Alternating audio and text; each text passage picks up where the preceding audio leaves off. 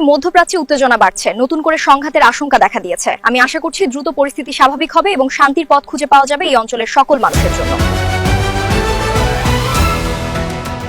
Breaking news. তীব্র গরমের কারণে বিদ্যুতের চাহিদা ব্যাপক হারে বৃদ্ধি পাওয়ায় বিদ্যুৎ সংকটের আশঙ্কা দেখা দিয়েছে। এর ফলে লোডশেডিং এর সম্ভাবনা বাড়ছে, যা জনজীবনে বড় ধরনের প্রভাব ফেলতে পারে। বর্তমানে বাজারে নিত্যপণ্যের দাম অস্বাভাবিকভাবে ঊর্ধ্বমুখী। চাল, ডাল, তেল সহ আমাদের দৈনন্দিন জীবনের প্রয়োজনীয় প্রতিটি জিনিসের দাম যেভাবে বাড়ছে, তাতে সাধারণ মানুষের জীবনযাত্রা অত্যন্ত কঠিন হতো।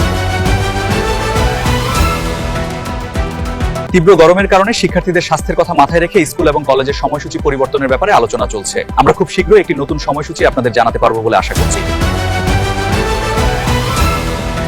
সড়ক দুর্ঘটনা বর্তমানে আশঙ্কাজনক হারে বৃদ্ধি পাচ্ছে। দেশের বিভিন্ন স্থানে প্রতিনিয়ত দুর্ঘটনার খবর আমাদের মধ্যে গভীর উদ্বেগের সৃষ্টি করছে, যা অত্যন্ত দুঃখজনক এবং আমাদের সবাইকে সচেতন হতে হবে। আন্তর্জাতিক বাজারে বর্তমানে তেলের দামের ব্যাপক ওঠানামা দেখা যাচ্ছে। বিশ্ববাজারে জ্বালানি তেলের এই অস্থিরতা আমাদের অর্থনীতিতে বড় ধরনের প্রভাব ফেলছে, যা আমাদের গভীরভাবে পর্যবেক্ষণ করতে হবে। প্রযুক্তিতে বড় আপডেট এসেছে।